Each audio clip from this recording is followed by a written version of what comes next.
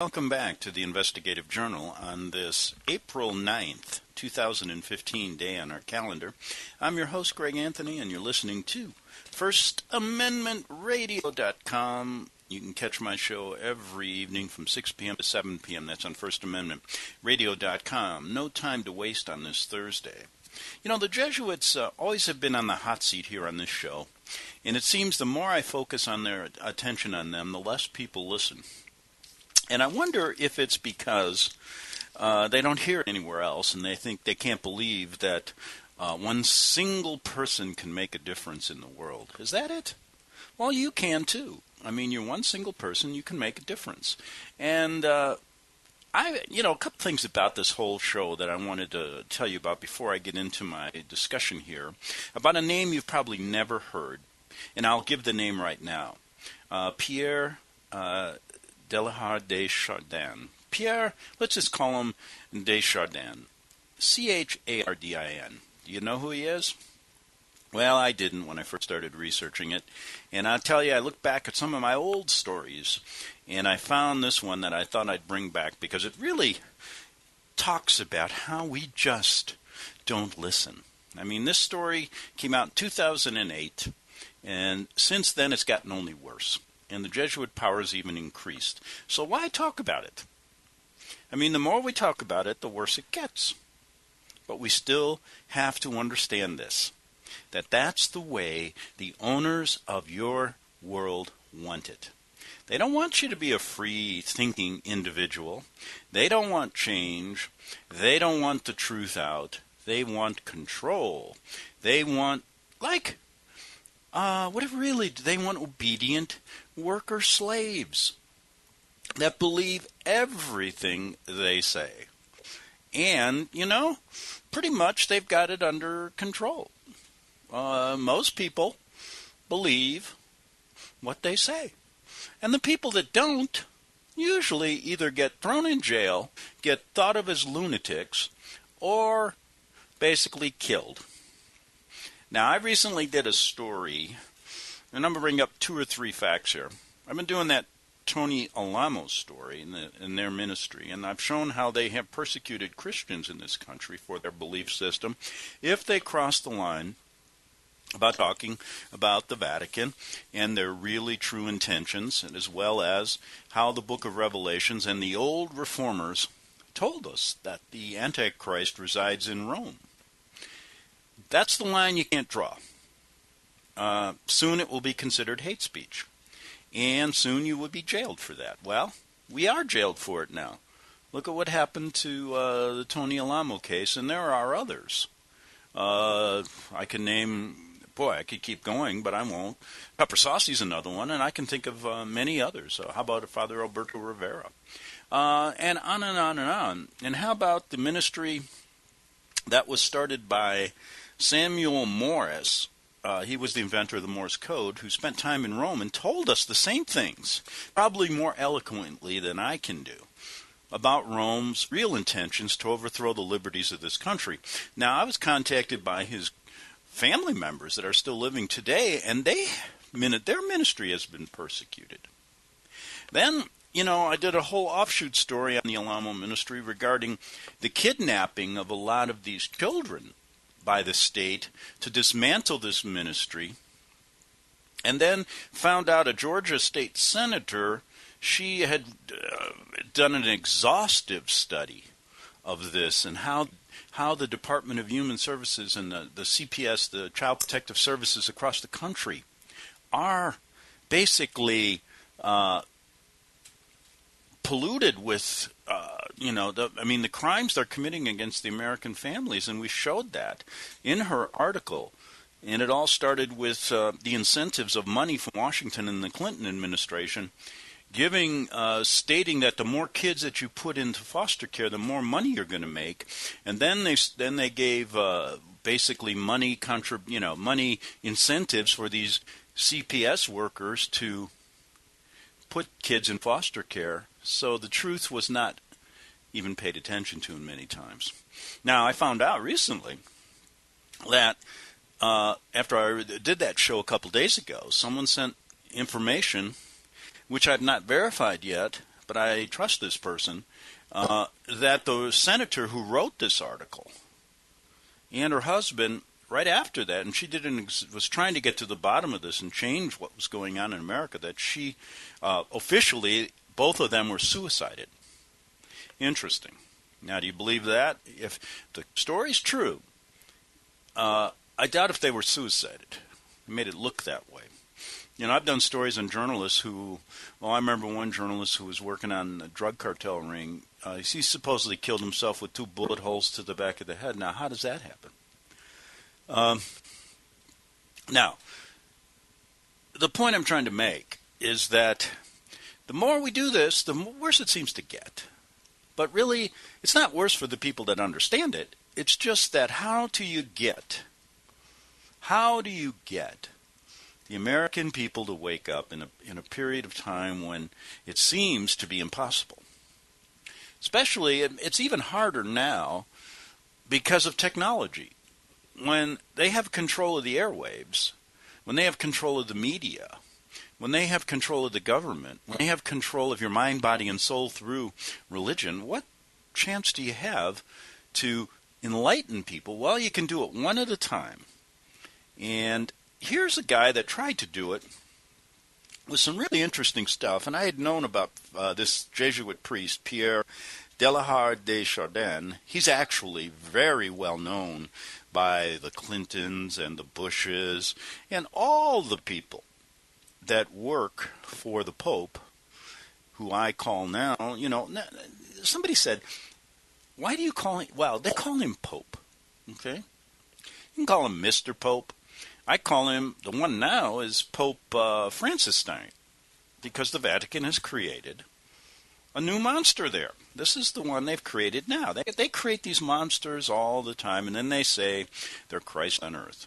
And when you start looking at all of the garbage that they do with their Mother Mary apparitions, all of their little games they play, you start really seeing the truth about who they are. And I happened to live in Rome for 7 years, and I happened to be born a Catholic, so I was indoctrinated with this stuff since the time I was a kid. And to come to grips with it wasn't easy in the beginning, but you know what? I'm better for it. But let's look back to 2008. Now, under the Freedom of Information request, now I love the Freedom of Information Act. It makes you think that you can get anything you want from the government. Well, try to do that. You ever hear of redacting? You always get, I've sent for Freedom of Information requests, and you get this document, and there's a whole bunch of black lines in it. So they let you read what they want you to read. And then I've even had where they say these documents don't exist.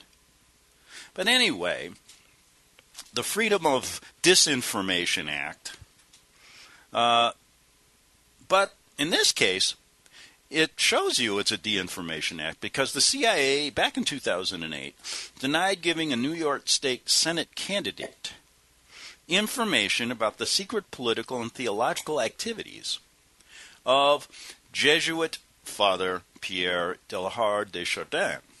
Now, this gentleman, long time ago, appeared on my show, and he was pretty... when I met him, he just started learning about the Jesuit order, but he was a quick learner, and I'll tell you what, it shows you what one person can do. And in a letter, he decided to run for state senator of New York on basically an anti-Vatican ticket, which is unheard of. And I told him bluntly, you don't have a prayer's chance to ever get in, but you never know. And here's basically he never did get elected. But you know what? You can't fault the man for trying, and I respect him for that, because he understood a little bit about the truth. Now, in a letter to state candidate Mr. Strunk, CIA officials refused his request, but advised him to file a lawsuit over the decision. Okay. Now, why wouldn't they give him this information? Well, Strunk filed his case. That was back in 2008 in the United States District Court, Eastern District of New York, naming a host of defendants, including at the time another Vatican monster created there, Benedict, the Holy See, the Society of Jesus, and the Sovereign Military Order of Malta.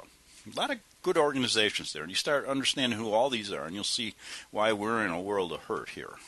Now, the case was assigned to Federal District Court Nina Gershon and sits on her desk awaiting a decision on a pauper's motion. Now, did you realize you can file a pauper's motion?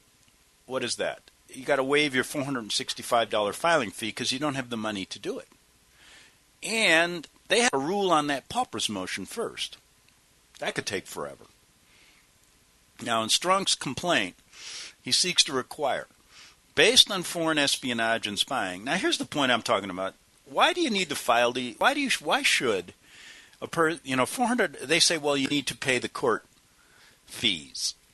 Well, why don't you take the money that you give to the Saudi Arabian princes and the money that you launder through the Vatican Bank and the money you give to arms dealers to us so we could file lawsuits? Because, I'm not going to. Why do you want to pay these guys $465 just to get it thrown back in your face?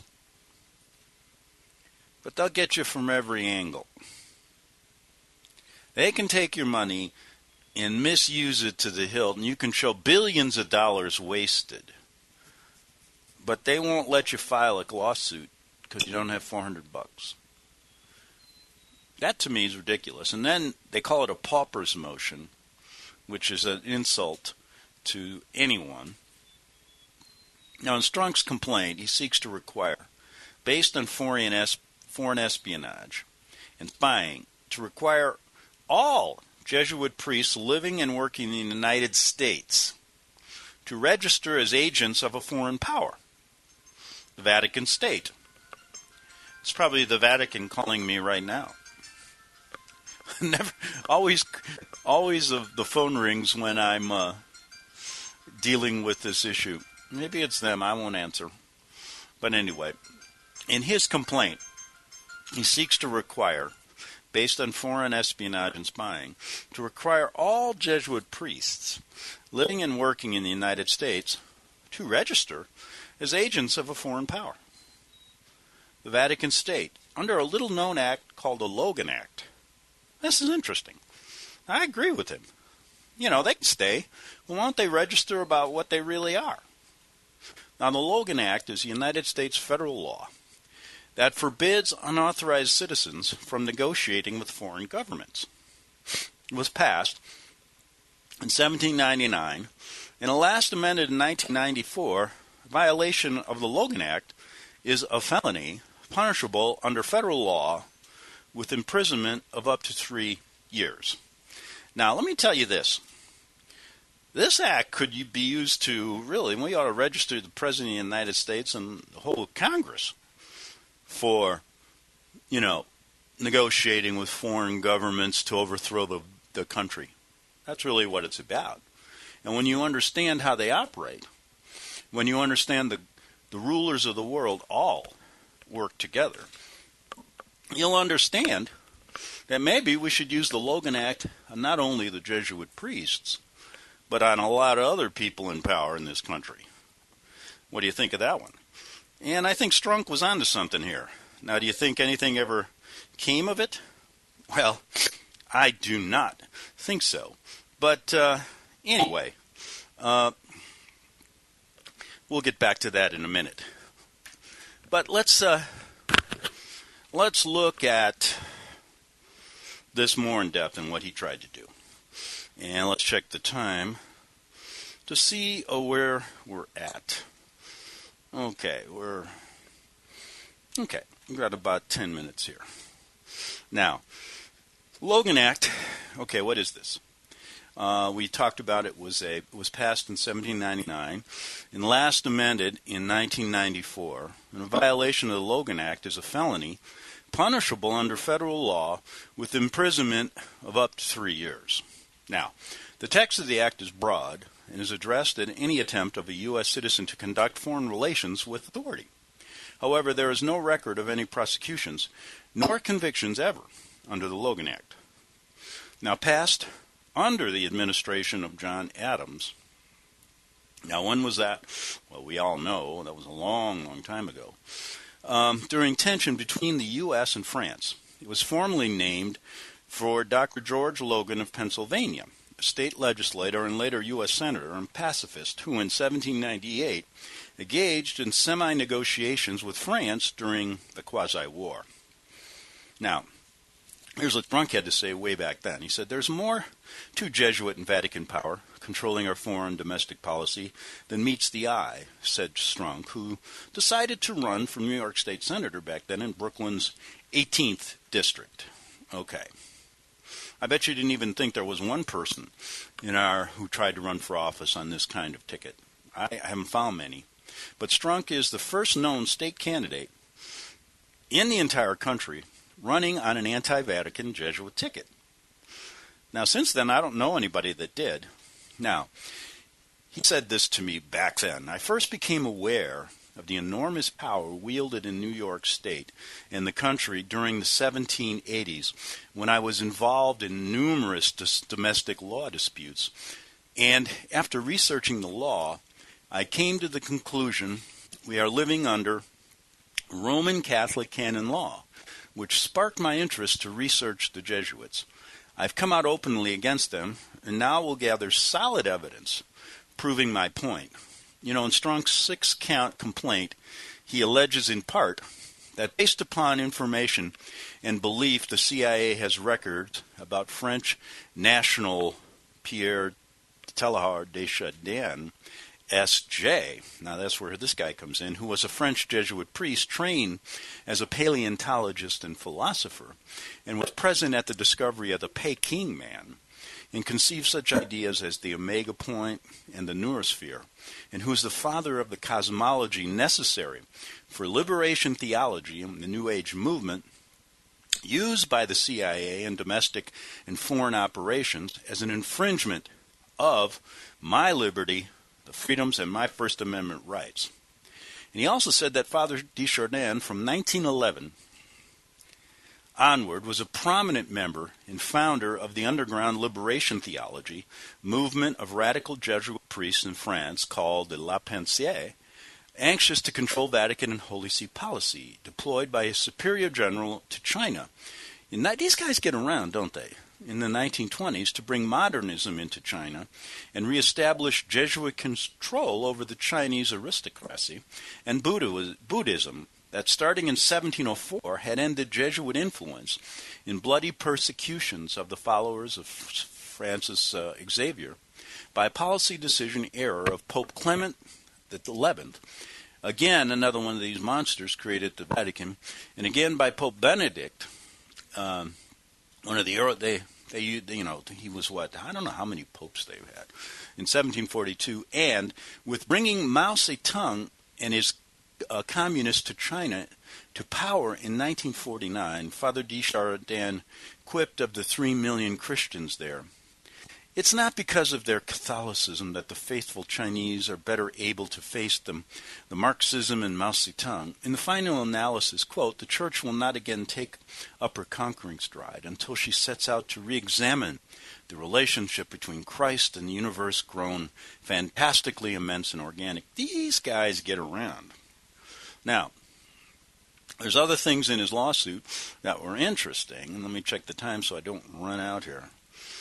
He said in 1950, Desjardins sought residence in New York City, and upon entry into the USA, the CIA interviewed him inter alia to incorporate his cosmology into CIA counterintelligence operations in domestic and hemispheric matters.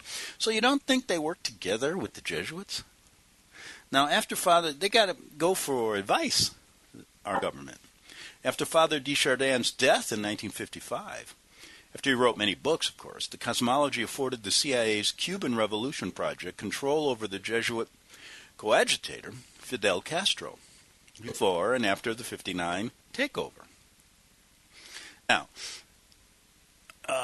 as the historical extension of modernist Jesuit priest Father George Tyrrell, S.J. 1861 to 1909, Desjardins when ordained as a priest in 1911, swore an extreme oath of induction as an agent of the Vatican and Jesuit military order. And we all know about that one, don't we? The Jesuit oath. An English translation of the text of the Jesuit extreme oath of induction is meticulously recorded in the journals of the 62nd Congress, third session of the United States Congressional Record, House Calendar number 397, report number 1523, 15 February 1913. Of the English, okay, that's the translation of that Jesuit text. Of the more than 18,500 Jesuit priests internationally, a majority are in the United States, in which the Society of Jesus is organized into 10 provinces or geographic regions, each headed by a provincial superior appointed by the superior general in Rome. Province, they get organized, don't they? Province offices are organized, shown in his lawsuit.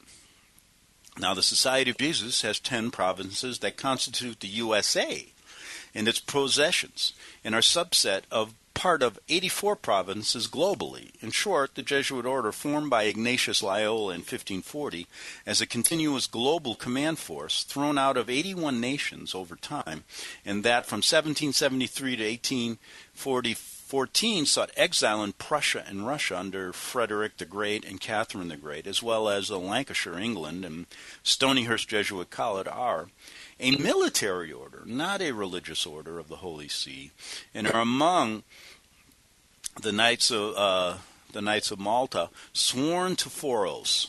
1. Obedience, chastity, poverty, and blood oath to serve with both popes, formed to reverse the Reformation under the Council of Trent, focused on the exclusive control of Jerusalem, bar any religion, all about maintaining and increasing the wealth of the papacy, the most cunning and dangerous global fighting force known. In France, controlled Napoleon and the French Terror, authored the Protocols of the Elders of Zion against the influence of Mosaic Judaism, especially Prime Minister Benjamin Disraeli and Captain Louis Dreyfus. Okay, so this is just a few of the things they've done. Now, the Vatican's Holy See in his lawsuit, and we've talked about this many times, uses her concordats. At that date there were 172, now they're up to over 200, that have been signed with sovereign nations to give the Vatican institution special privileges for control of the European Union and related projects, including the North American Union. That the New Haven, Connecticut Yale University-based secret society, Skull and Bone, initiates lifetime members, requires a sworn oath of obedience to both the Black Pope and White Pope for the title of Knight of the Eucharist. That goes on at So, what are they doing over there? We've read about that in Skull and Bones. The past and present Skull and Bones members includes public officials with Prescott Bush, George Herbert Walker Bush, George Walker Bush, John F. Kerry, who are subject to oath restrictions of the United States Constitution, Article 1, Section 9. No title of nobility shall be granted by the United States, and no person holding any office of profit or trust under them shall, without the consent of the Congress, except of any present emolument, office, or title of any kind whatever from a king, prince, or foreign state. And he's claiming they take an oath to the Vatican here. Of course they do. That after the 1980 U.S. presidential election, a concordat state-to-state recognition of the Vatican State and Holy See was entered into under CIA agent Vice President George Herbert Walker Bush, control of the Reagan administration, that expanded Vatican control over the USA domestic and hemispheric operations policies. President George Walker Bush's family is the biological extension of Stonyhurst Jesuit College trained George Herbert Walker. President George W. Bush's executive order of March 7th, 2007 grants diplomatic immunity and privileges to the members of the Holy See's Permanent Observer Mission to the United Nations that ensures diplomatic immunity, safe passage for diplomats outside their home country and not subject to lawsuits or prosecutions under the laws of the host country. So in short, we're going to take a break and we'll be back in 3 minutes on the Investigative Journal.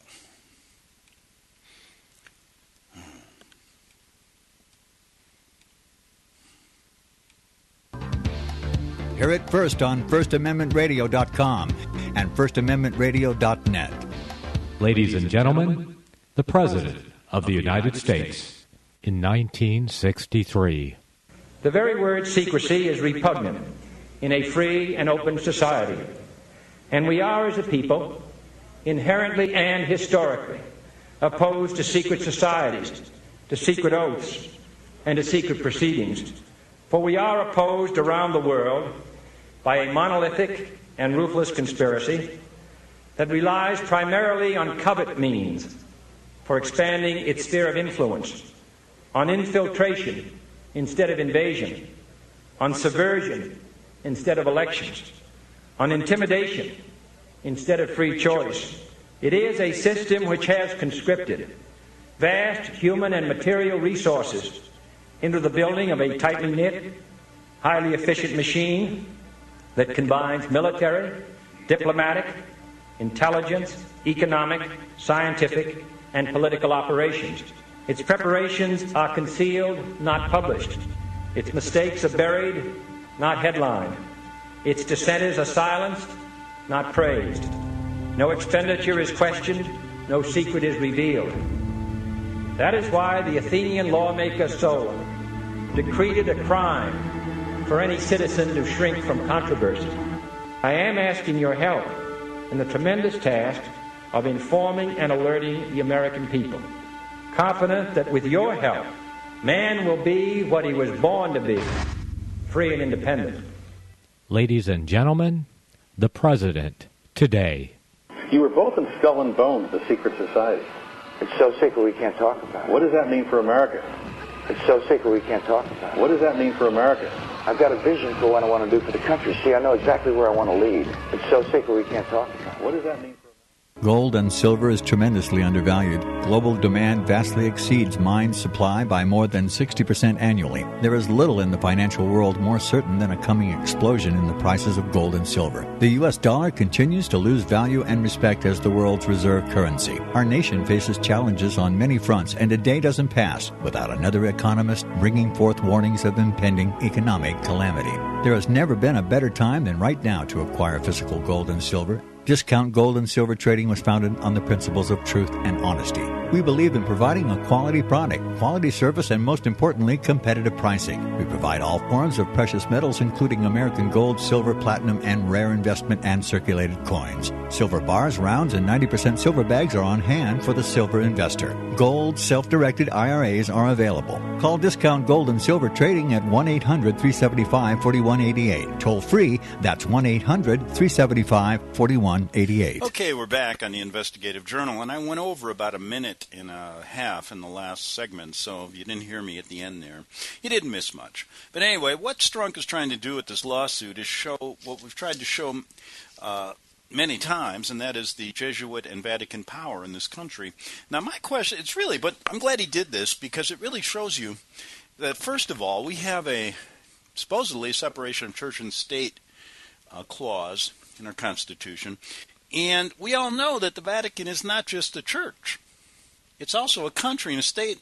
And my question really is, why, if really we have a free and open, independent country, and we really are looking out for the interests of the people, why our government speaks with a forked tongue, so to speak? Why they protect the Vatican when, in fact, they're infiltrating our country? We can show you facts from the beginning of our revolution to the involvement of the Abraham Lincoln assassination and so on and so forth, and many, many other things. But why does our government protect them and say they're just a church?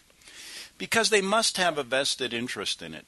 and there must be something else going on, and they must have an importance. And we see the importance of Mr. Chardin, our Father de Chardin here, giving the CIA advice. And how many other Vatican and Jesuit priests do that? Oh, there's many agents all over the world. They're not just priests. Now, we see the connection through Skull and Bones. Many, many things here. And nothing seems to get done. But let's continue, because this lawsuit bears out one fact. Our government protects these people and are guilty of, basically, trying to destroy our own country from within.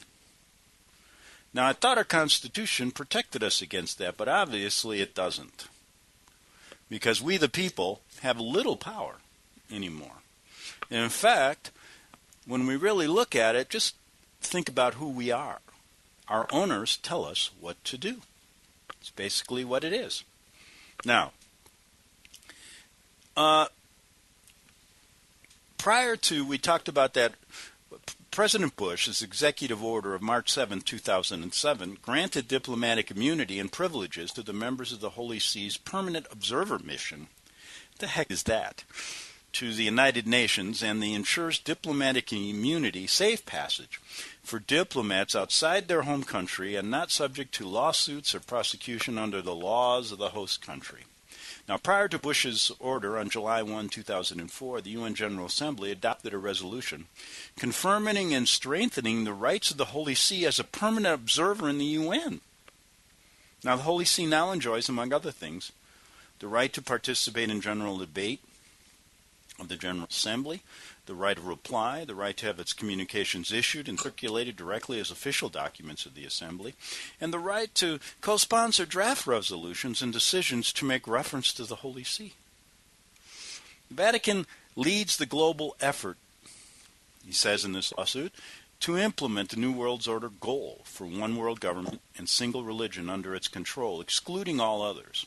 And that, A, the Vatican's power is deeply entrenched in the UN and the politics of the U.S., includes its control over the Jesuit Order and the Knights of Malta, two of the most important groups advancing Vatican-led New World Order's goal of a one world government and religion. Vatican City is a member of CEPT, telecommunication, Eutelsat, satellite communication, International Grains Council, satellite communication, ITU, telecommunication.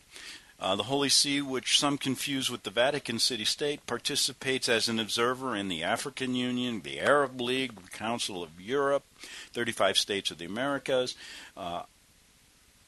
IOM Migration and the United Nations and its agencies, the Food and Agricultural, they have representatives there, and the FAO, the International Labor Organization, the UNCTAD, Trade and Investment, the UNEP, the Environment, UNESCO, Education, Science and Culture, the UN Habitat, Human Settlements, UNHCR, Refugees, UNIDO, Industry, UNWTO, Tourism, WFP, the Food Programs, WHO, Healthcare, WIPO, Patents, Copyrights and Trademarks.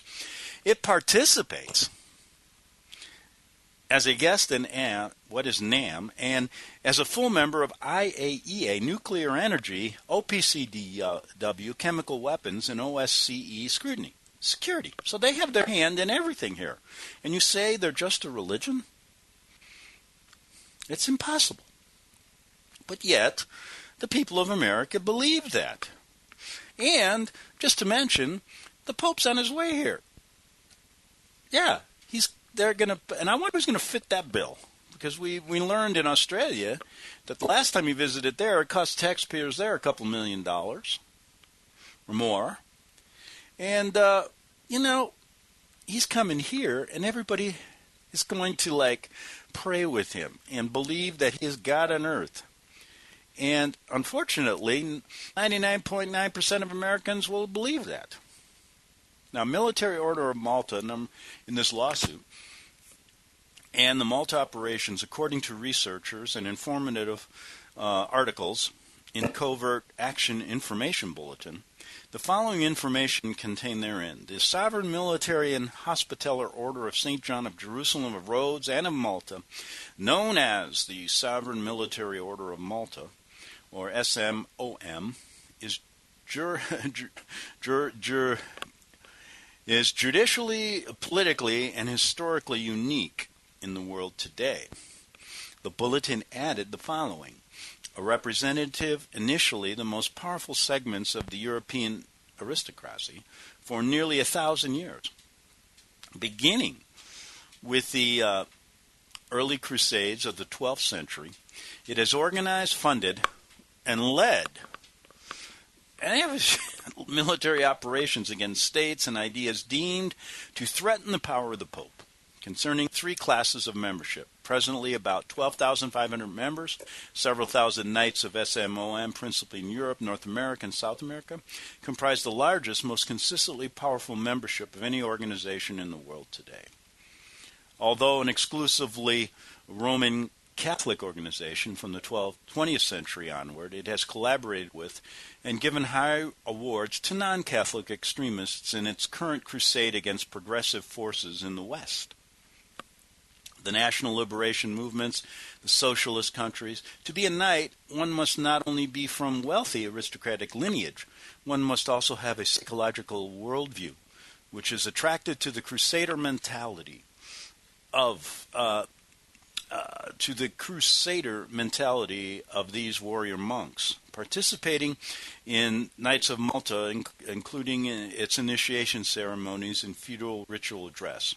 According to the Constitutional Charter, members of the order are divided into three classes. The members are to conduct their lives in an exemplary manner, in conformity with the teachings and precepts of the Pope, and to devote themselves to the humanitarian assistance activities of the order. The members of the first class are Knights of Justice, or professed knights, and the professed chaplains who have made vows of poverty, chastity, and obedience, aspiring to perfection according to the Pope and what they call the Gospels. They are religious for all purposes of canon law, but are not obliged to live in community. The members of the second class, by virtue of promise of obedience, are committed to living according to the Christian principles, inspiring principles of the order.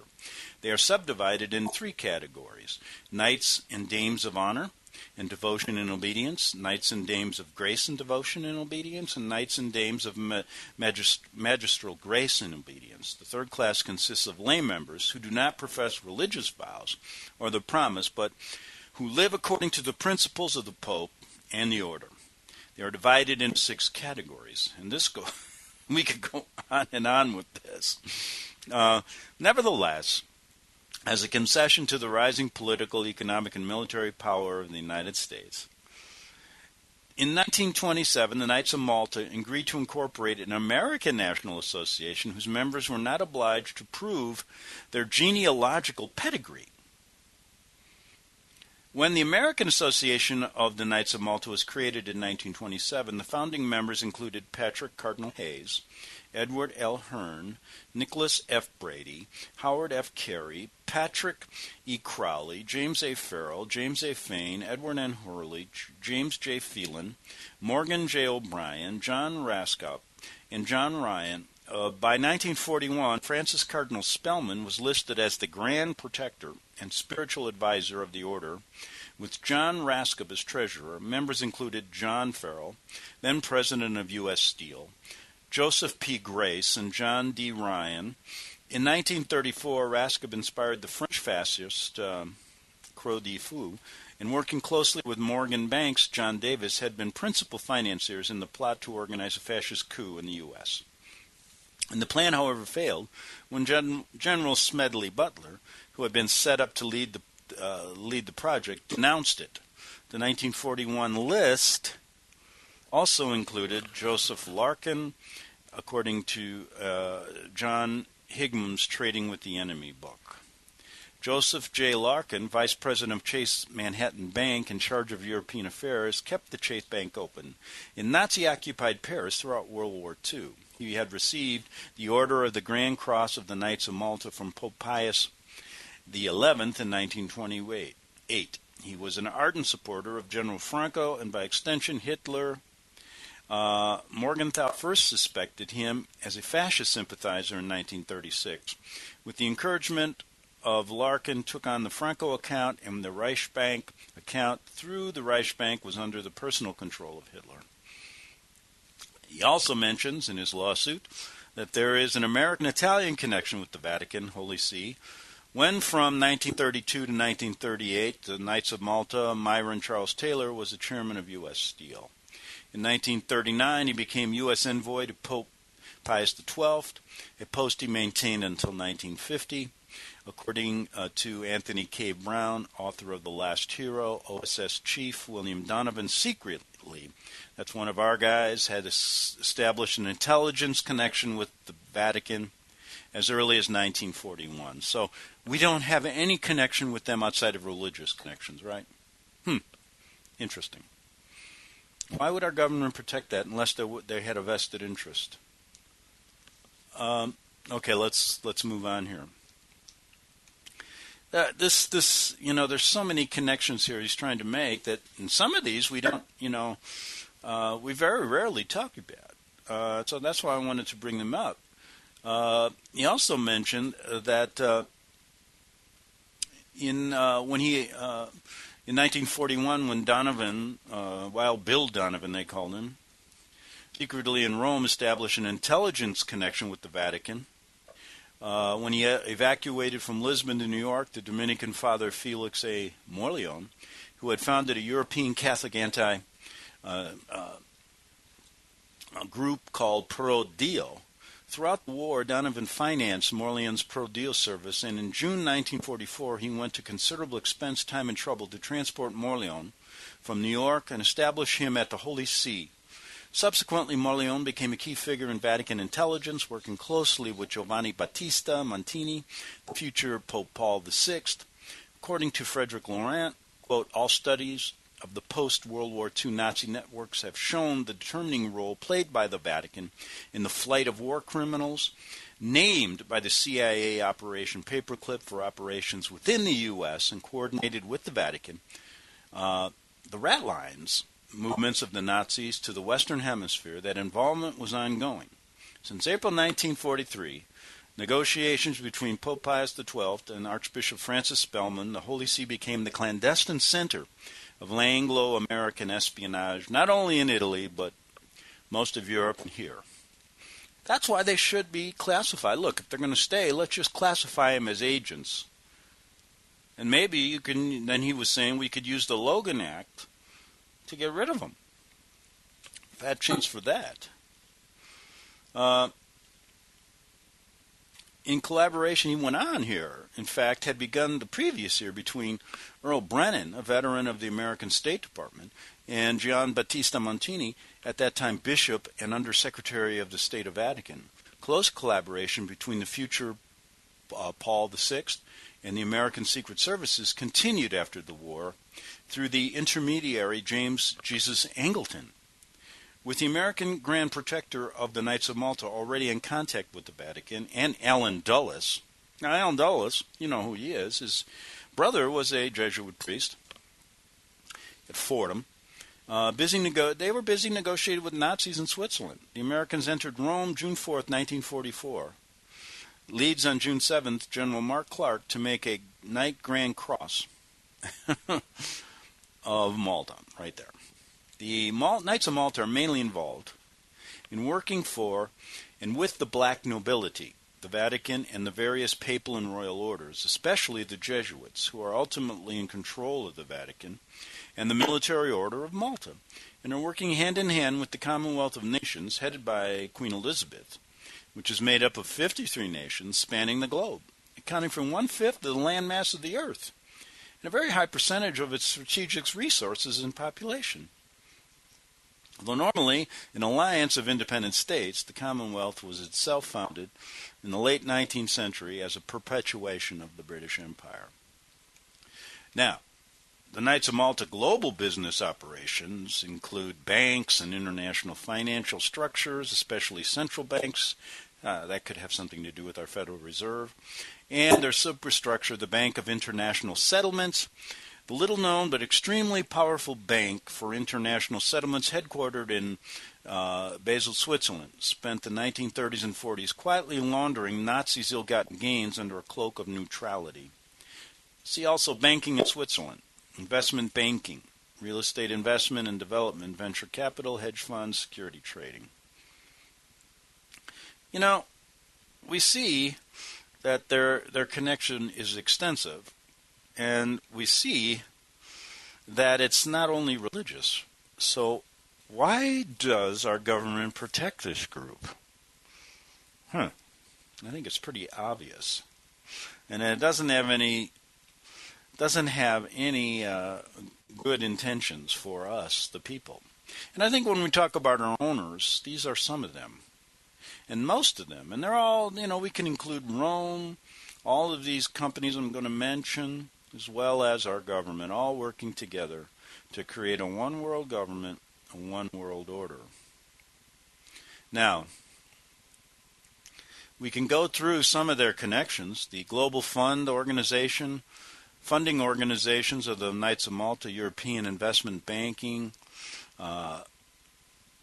with Stonyhurst Jesuit College trained Director General Mark Thompson, Bill and Melinda Gates Foundation, the largest transparently operating charitable foundation in the world, is controlled by 3 trustees: Knight Commander of the Order of the British Empire, Bill Gates, Bilderberger, Melinda Gates, and billionaire Warren Buffett, along with several Trilateral Commission members, work for this charity project. Heritage Foundation, receiving support from nearly 100 major corporations, including Chase Manhattan, Dow Chemical, Ford Motor Company, General Motors, GlaxoSmithKline, Mobil, Procter & Gamble, secret banking and offshore banking, media and telecom corporations, entertainment distractions, mind control operations, informational repression, surveillance networks, military corporations, energy and mining corporations, petroleum, coal, metals, diamonds, water, transport corporations, airline, aviation, industry, car manufacturing, pharmaceutical corporations, and various corporations at the annual meetings of the secret Bilderberg Group, founded by the Knight of Malta, Joseph Rettinger. Geopolitically important business deals are made. Political and judicial meddling, the Order of Malta retains its claim of sovereignty under the international law and has been granted permanent observer status in the United Nations. It issues its own passports, stamps, coins, and has formal diplomatic relations with 99 states, creating global political structures, the Socialist Fascist European Union and related projects, United Nations, World Bank, International Monetary Fund, military structures. So you don't think the Knights of Malta connected to the Vatican are important? UN troops, EU police, Blackwater private military, managing the global united intelligence, unified intelligence service network, and the specific secret services to defend and promote the Vatican Jesuit and Masonic interests.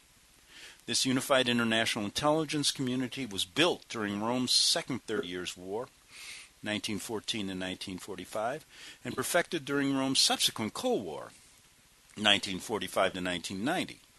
Policy propaganda for the purpose of social, commercial, and military control, policy institutes, international policies, the Chatham House, the EU base, formerly called the Royal Institute of International Affairs, the International Institute for Strategic Studies, the Trilateral Commission, Special International Policies, the Tavistock Institute. I mean, I didn't realize all these things really exist. Aspen Institute, all controlled by the people we talk about. Now, in his lawsuit, he tried to simply show this connection and show that this country is being undermined with the help of the Jesuit order, and it hasn't gotten really anywhere, I'm sure. I think it was thrown out of court, which would you expect otherwise? Now, some of the things he mentioned in here, let me see how much time I have, because I went over the last time. I only got about 3 minutes. Now, he did mention this. He said that his complaint page, he said that the New York province for the Society of Jesus, as the agent of the Holy See and the Vatican State, operate to cause the inflow of illegal aliens to enrich the Vatican and the Knights of Malta, in that the supermajority of illegal aliens are Roman Catholic, would serve the church, business, constituency, and related patronage with tax dollars. And it continues. I mean, he's got a whole number of things here that really make a lot of sense, but never will see the light of day in our court system, because our court system is controlled by the same people he talks about. And so what do we do? And how can we learn about all these people? I mean, if we can't even get the United States Freedom of Information Act to give us information that would help us to understand who really controls our country and the problems that we run into with, foreign interests taking over the freedom of the United States. I really don't know if we'll ever get down to it if we can't see the truth behind what he's even talking about here in this lawsuit. And most people won't care. And that's what I said, because most people are comfortable with the deception, are comfortable with the way that things are set up, because the powers that be just give you enough to become obedient workers, but not enough to become free thinkers and to ever get to the truth behind what their whole game is about. And so we will constantly be in this dilemma, and we will constantly talk about it. And like I said, the more we talk about it, the worse it will get. But does that mean we should stop? I don't think so. I think, if you look at what Strong tried to do, he spent a lot of time and effort putting all this stuff together and probably learned a lot by doing it. And I remember talking to him recently. He's still at it, doing other things, and still has come up with a lot more research regarding who really controls us, who are the owners of this country, and how they all seem to work together. To do what? To take over your mind, your body, and your soul. Well, see you tomorrow on the Investigative Journal. Good night.